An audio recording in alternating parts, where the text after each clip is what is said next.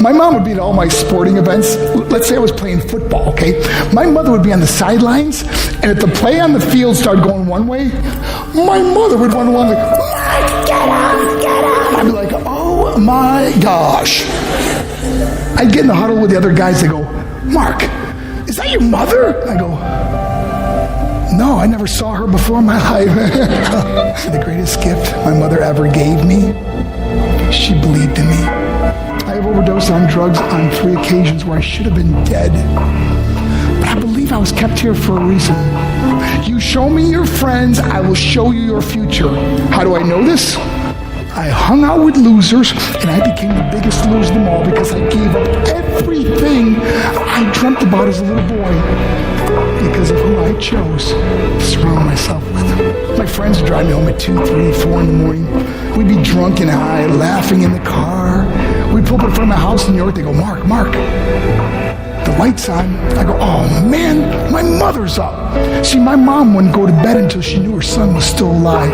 I'd walk in, she'd say, hi, Mark, how was your night? I go, it was good, Mom, I'm just going to go to bed. She goes, can I talk to you for a minute? I go, Mom, I'm tired, I'm just going to go to bed. She goes, Mark, I haven't seen you all day and all night. Can I please talk to you? I said, man, just leave me alone. You bug me. I'd slam my bedroom door on the one person who believed in me. I was on a worldwide tour and we were wrestling overseas in Japan. After my wrestling match, I went upstairs in my hotel room and I fell asleep. There was a knock at my door at 3 o'clock in the morning. I got out of bed, I looked through the safety window, and I could see it was a Japanese promoter.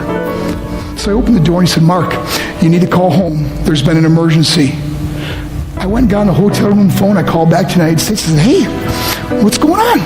I said, Mark, I don't know how to tell you this. I said, just tell me what happened. All of a sudden I started crying. They go, Mark, I can't tell you. I said, just say it. I said, Mark, your mother died. I just threw the phone down. I ran out of my hotel room. I took the elevator to the lobby, and when the doors opened up, I just ran out into the street. I mean, there was no cars, there was no people. It was 3 o'clock in the morning. And I walked down the middle of a street in Hiroshima, Japan, and I remember looking up and just saying, Mom, I am so sorry. I flew home for her funeral, and I was so nervous to walk up to her casket, so I just stood way in the back. And I kept looking from a distance. I kept thinking to myself, Mom, please wake up. Please get up. And then I finally got the nerve to walk up to her. And as I got closer, I could see my mom for the first time. I mean, she was so beautiful. She was dressed in white. I mean, she looked like an angel. And I just stood over her and I said, Mom, you are my hero. Everything I am, everything I hope to be was because of you.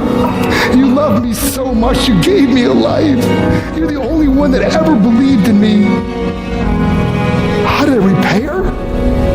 By getting drunk, by getting high, by getting stupid, by hanging out with losers? For what? All she ever wanted to do was talk to me. I wish I could talk to you now, Mom. I wish you could see what I'm doing. Why couldn't I have been a better son? We are defined by our choices. But if you surround yourself with people involved in drugs and alcohol and pills, it's a dead end. I'm not here to preach to you. I'm here to tell you I lived that life. It leads to broken hearts, broken relationships, broken dreams, and death. For what? To get high? If you have a mother or a father, when you go home, tell them how much you love them. See, my whole life was about being rich and famous. I had to be a millionaire. I had to win the race. I had to win the race at the expense of my marriage, my family, my friends. For what? To be all alone in the world? I learned what is truly important, and that is how precious this gift of life is, and our families, and how quickly it can be taken away. See, I no longer live in time, I live in moments. See, it's not what's in your pocket that matters, it's what's in your heart that truly matters. Love is just a word until somebody comes along and gives it meaning.